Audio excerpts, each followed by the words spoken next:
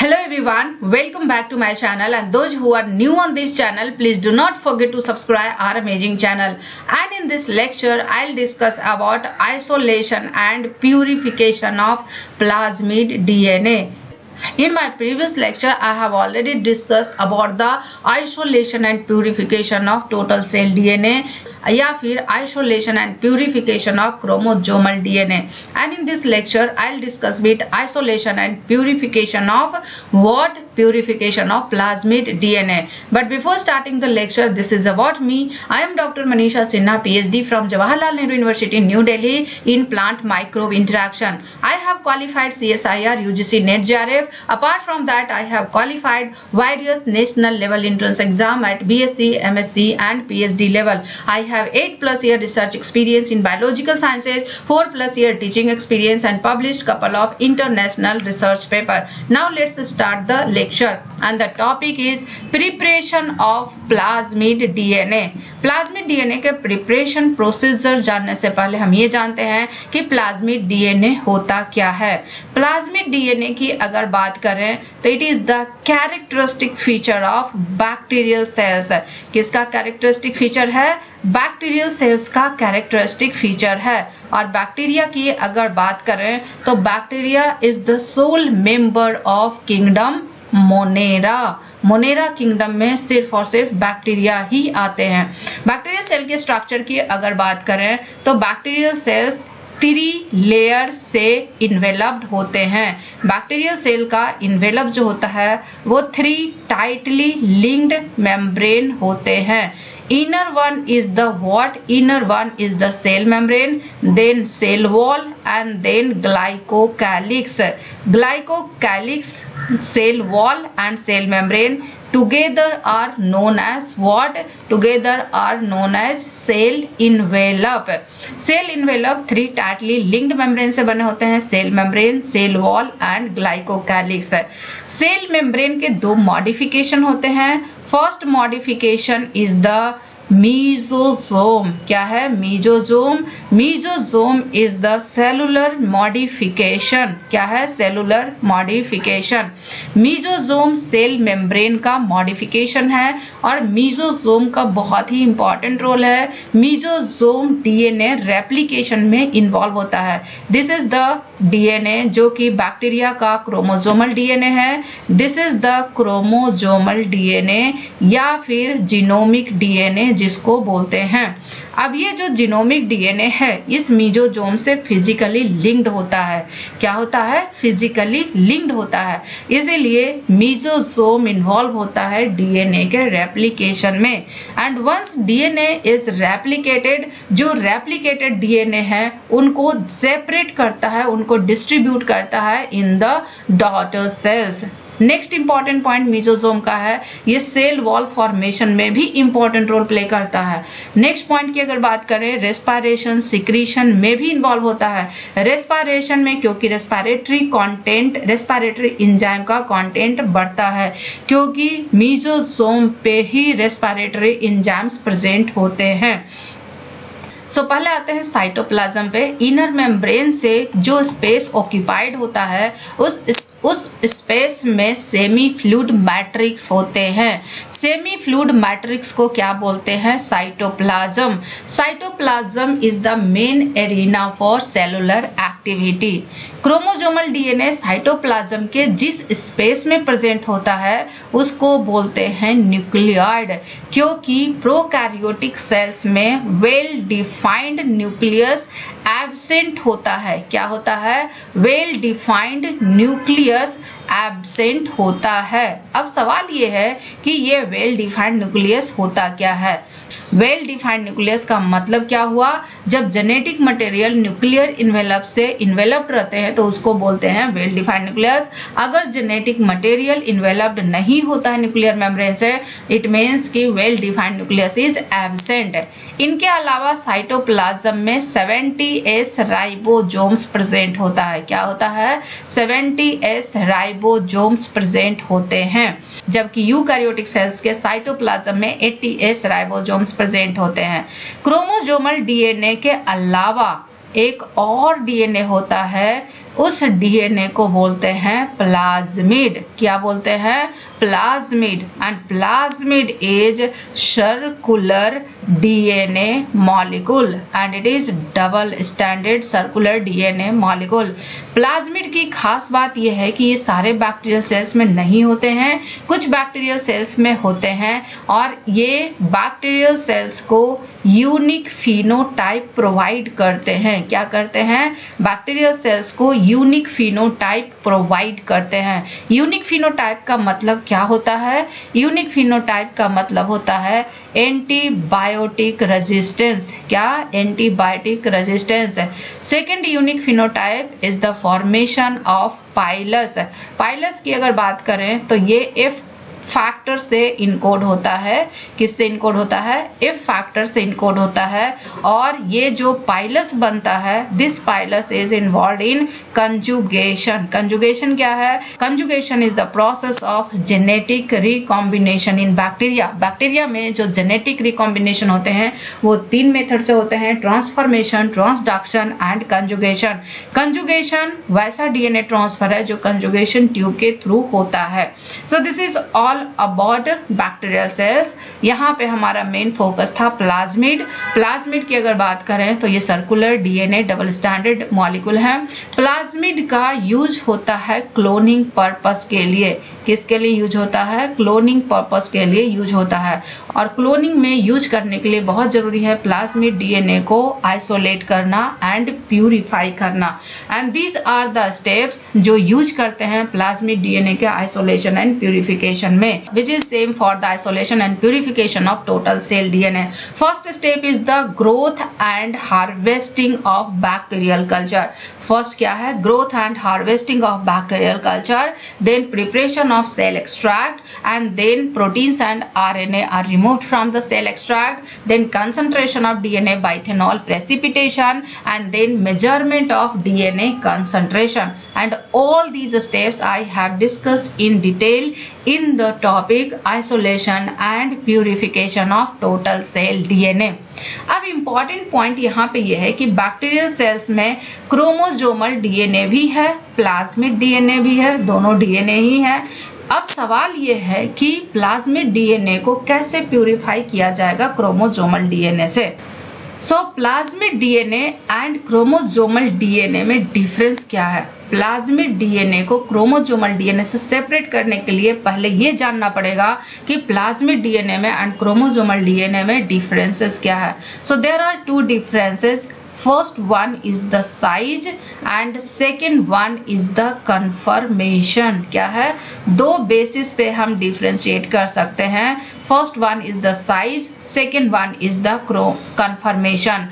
Plasmid की अगर बात करें तो प्लाज्मिड की जो साइज होती है वो स्मॉल होती है और जो लार्जेस्ट प्लाज्मिड होती है उसकी साइज 8% ऑफ क्रोमोसोमल डीएनए होता है।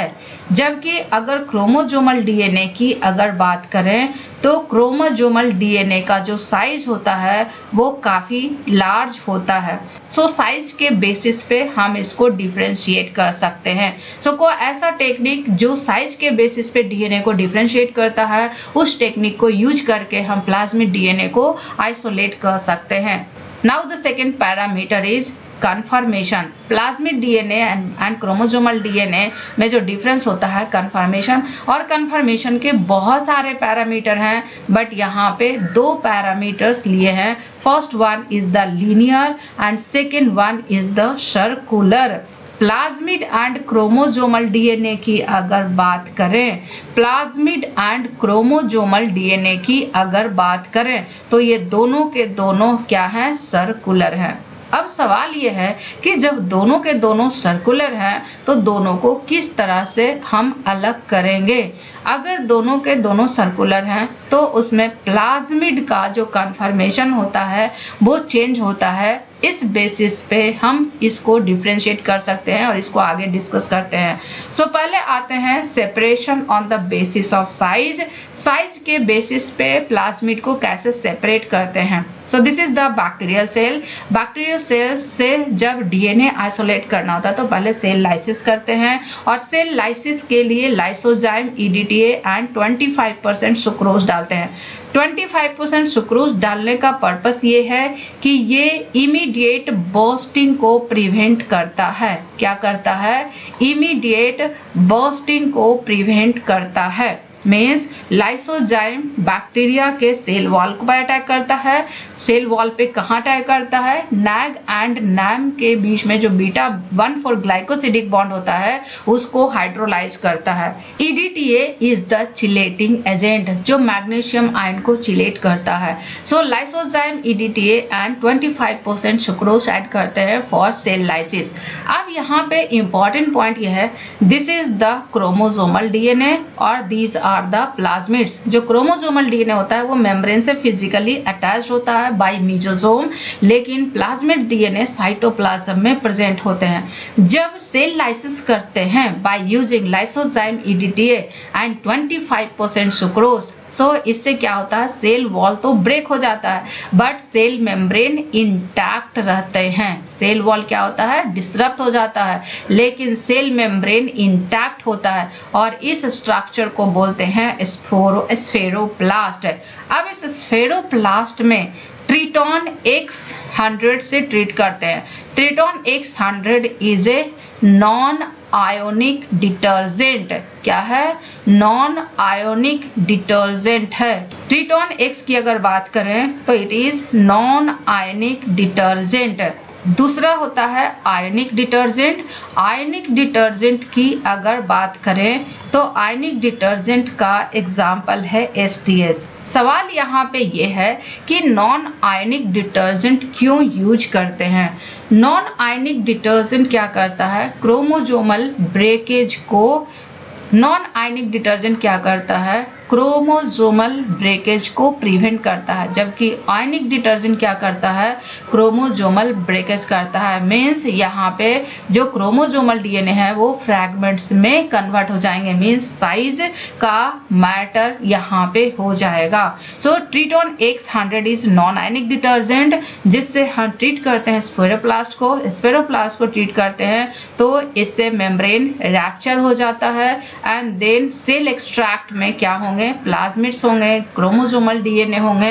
अब इस सेल एक्सट्रैक्ट को सेंट्रीफ्यूज किया जाता है। सेंट्रीफ्यूज करने के बाद जो सेल डेब्रिश होगा वो पेलेट फ्रैक्शन में चला जाएगा। प्लाज्मिड की साइज क्योंकि बहुत छोटी होती है इसीलिए ये क्लियर लाइजेट में आएगा, लेकिन कुछ डीएनए फ्रैगमेंट्स में होते हैं, लार्ज फ्रैगमेंट्स जो कि सुपर नेटेंट में ही होते हैं। सो इससे बहुत ही केयरफुली प्लाज्मिड को आइसोलेट करना पड़ता है। But this method is not efficient much. So इसके बाद जो दूसरा मेथड यूज करते हैं that is on the basis of conformation. Plasmid की अगर बात करें तो दो कन्फर्मेशन में प्रेजेंट होता है, एक तो सुपर क्वाइल्ड और दूसरा ओपन सर्कुलर। अब सवाल ये है कि ये super coiled and open circular plasmid क्या है।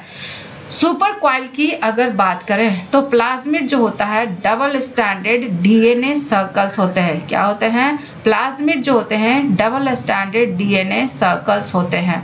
अब ये जो डबल स्टैंडर्ड डीएनए सर्कल है ये पार्शियली अनवुंड रहता है for the plasmid replication by the process of enzyme topoisomerase, but इसके किसी भी स्ट्रैंड में ब्रेकेज नहीं होता है, इसीलिए इसको बोलते हैं covalently closed circular DNA, CCC DNA. CCC stands for covalently closed circular DNA. Covalently closed circular DNA means जो सुपर क्वाइल्ड फॉर्म में होते हैं उसके किसी भी स्ट्रैंड में ब्रेक नहीं होता है और वो ट्रिपल सी डीएनए के फॉर्म में होता है, means covalently close circular DNA के फॉर्म में होगा। जो दूसरा होता है उसका एक स्ट्रैंड ब्रेक होता है और ये ओपन सर्कुलर फॉर्म में कन्वर्ट होते हैं and this form is relaxed form. इसको क्या बोलते हैं? ओपन सर्कुलर, जो कि रिलैक्स्ड फॉर्म में होता है। So on the basis of conformation, जो प्लाज्मिड आइसोलेशन का मेथड है, there are two strategy. First strategy is alkaline denaturation. Alkaline denaturation में हम क्या करते हैं? नैरो पीएच रेंज यूज करते हैं। क्या यूज करते हैं? नैरो पीएच रेंज यूज करते हैं। नैरो पीएच रेंज पे जो नॉन सुपर क्वाइल्ड डीएनए होता है, नॉन सुपर क्वाइल्ड डीएनए, कौन सा डीएनए?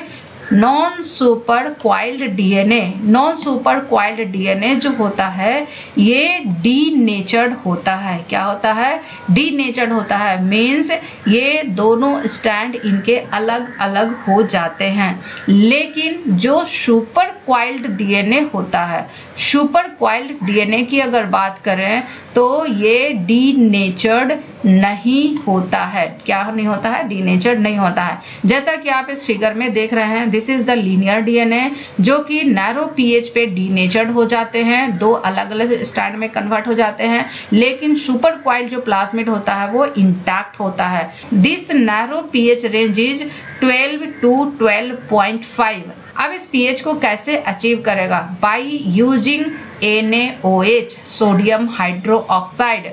अब यहाँ पे pH 12 to 12.5 फिक्स करते हैं। इस pH पे लाइसिस करते हैं, but super coil plasmid intact होता है, लेकिन जो सिंगल स्टैंडर्ड लीनियर डीएनए होता है वो अलग अलग हो जाता है, डीनेचर्ड हो जाता है। नेक्स्ट स्टेप में इसका pH कम करते हैं बाई एडिशन ऑफ एसिड। जब एसिड डालते हैं तो इसका pH हम 7 एडजस्ट करते हैं। 7 pH पे जो ये डीनेचर्ड डीएनए स्ट्रैंड्स हैं, ये tangled mass of linear DNA बनाता है एंड देन प्लाज्मिड डीएनए जो होते हैं, जो सुपर क्वाइल प्लाज्मिड होता है, वो इंटैक्ट होता है। Now next step is centrifugation. Centrifugation करने से जो tangled mass of linear DNA है वो आ जाता है pellet fraction में। Super coil plasmid comes in the supernatant and supernatant fraction से सुपर क्वाइल प्लाज्मिड को रिमूव करके उसको प्यूरिफाई करके देन उसको यूज कर सकता है क्लोनिंग में। Now next step is ethidium bromide caesium chloride density gradient centrifugation. Density gradient, caesium chloride density gradient centrifugation क्या होता है? इसके लिए एक ट्यूब लेते हैं, that is centrifugal tube. Centrifugal tube में सीजियम क्लोराइड ऐड करते हैं, बट इस सीजियम क्लोराइड का density through out the centrifugal tube constant नहीं होता है। फ्रॉम टॉप टू बॉटम इनकी डेंसिटी इंक्रीज करती है। So this is the increasing concentration of density. अब इसमें जो बायोमॉलिक्यूल्स होते हैं, प्रोटीन, डीएनए, आरएनए, उस बायोमॉलिक्यूल्स ड्यूरिंग सेंट्रीफ्यूगेशन अपने बुआयंट डेंसिटी के अकॉर्डिंग यहाँ पे सेटल हो जाते हैं। डीएनए की अगर बात करें तो डीएनए की जो बुआयंट डेंसिटी होती है इट इज 1.70 ग्राम पर centimetre cube and this is the density जहां पे सीजियम क्लोराइड की डेंसिटी 1.70 ग्राम पर सेंटीमीटर क्यूब है। सो इस लेवल में डीएनए का बैंड आ जाएगा। प्रोटीन की डेंसिटी की अगर बात करें तो प्रोटीन की डेंसिटी बहुत ही कम होती है और ये टॉप पे फ्लोट करता है। लेकिन आरएनए की डेंसिटी की अगर बात करें तो आरएनए की डेंसिटी बहुत ज्यादा होती है और ये आफ्टर सेंट्रीफ्यूगेशन पेलेट फ्रैक्शन में आ जाता है। सो यहाँ से डीएनए के बैंड को निकाल सकता है। लेकिन इसके बाद यहाँ पे यूज किया जाता है ethidium bromide. So this is the structure of ethidium bromide. Ethidium bromide की खास बात यह है कि ये डीएनए मॉलिक्यूल्स के बीच में इंटरकैलेट करता है। क्या करता है? डीएनए के मॉलिक्यूल्स के बीच में इंटरकैलेट करता है और डीएनए की डेंसिटी बढ़ा देता है बाई 0.125 ग्राम पर centimetre cube. For what? For linear DNA, क्योंकि सुपर क्वाइल डीएनए में ये इंटरकैलेट नहीं होता है। बट ये सुपर क्वाइल्ड डीएनए में इंटरकैलेट नहीं होता है, क्योंकि सुपर क्वाइल्ड डीएनए में कोई भी फ्री इंड्स नहीं प्रेजेंट होता है and has a very little freedom to unwind. Means super coiled DNA में अनविंड होने का जो फ्रीडम है वो बहुत ही कम है। सो इट मीन्स कि जो ETBR है वो सिर्फ और सिर्फ किससे बाइंड होगा, लीनियर डीएनए से बाइंड होगा। एंड जब लीनियर डीएनए से बाइंड होता है तो सुपर क्वाइल्ड मॉलिक्यूल जो होते हैं उनकी डेंसिटी कम हो जाती है बाई ओनली 0.085 ग्राम पर centimetre cube. As a consequence, super coiled molecule forms a band in ETBR cesium chloride gradient at a different position to linear and open circular DNA। क्योंकि ETBR intercalate हो जाता है किसमें, linear DNA as well as open circular DNA. लेकिन super coiled DNA में ethidium bromide intercalate नहीं होता है। So this is the centrifugal tube जिसमें ETBR के थ्रू सेंट्रीफ्यूगेशन किया गया है। जब ETBR ऐड किया जाता है तो सुपर क्वाइल्ड डीएनए में ETBR इंटरकैलेट नहीं करता है, लेकिन लीनियर और ओपन सर्कुलर डीएनए में ये इंटरकैलेट कर जाता है। इसकी वजह से उनकी डेंसिटी कम हो जाती है और सो डिफरेंट बैंड पे वो अपना पोजीशन एक्वायर कर लेते हैं। So this is the super coiled DNA जो इंटरेस्ट है। और जैसे ही डिफरेंट बैंड आता है इस सुपर क्वाइल्ड डीएनए के जगह पे ट्यूब को पंक्चर कर किया जाता है और सिरिंज से इसको रिमूव किया जाता है and shake with normal butanol allow the layers to separate out. So DNA जो आते हैं वो एक्वस फेज में आ जाते हैं, बाकी जो ETBR होता है वो ऑर्गेनिक फेज में जाता है। And this DNA solution in dialysis के थ्रू सीजियम क्लोराइड को बाहर निकाला जाता है and pure plasmid DNA isolate किया जाता है। Now the next topic is plasmid amplification. अब प्लाज्मिड को एम्प्लीफाई कैसे किया जाता है। प्लाज्मिड जो होते हैं वो दो तरह के होते हैं। First one is the low copy number plasmid and second one is the high copy number plasmid। जो high copy number plasmid होते हैं वो जल्दी रेप्लिकेट करते हैं, मीन्स जिनका कॉपी नंबर 20 या फिर मोर देन 20 होता है। So high copy number plasmid is useful for the cloning purpose। high copy number plasmid की खास बात यह है कि इसमें रेप्लिकेशन की एबिलिटी होती है। कब? In the absence of protein synthesis.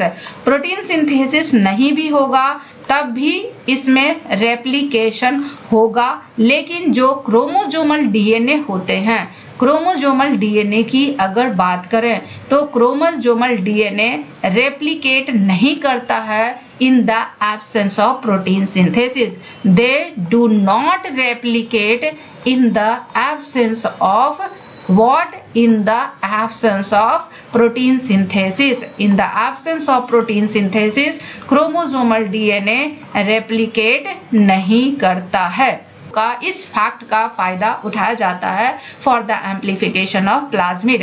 अब ये जो बैक्टीरियल सेल्स है इसको इनक्यूबेट किया जाता है इन द प्रेजेंस ऑफ क्लोरेमफेनिकल। क्लोरेमफेनिकल क्या है? It is the inhibitor for protein synthesis. क्या है? It is inhibitor for protein synthesis. जैसे ही क्लोरेमफेनिकल बैक्टीरियल सेल कल्चर में डालते हैं प्रोटीन सिंथेसिस ब्लॉक हो जाता है। प्रोटीन सिंथेसिस ब्लॉक होगा मीन्स डीएनए रेप्लिकेशन भी ब्लॉक होगा, लेकिन प्लाज्मिड का एम्प्लीफिकेशन ब्लॉक नहीं होगा। प्लाज्मिड्स रेप्लिकेट करते जाएंगे और large number of plasmid मिलेंगे and this cell is used for isolation of plasmid as well as purification of plasmid। So this is all about isolation and purification of plasmid DNA, and in my next lecture I'll discuss about the isolation and purification of RNA। And if you have any doubt and query, please leave comment in the comment section।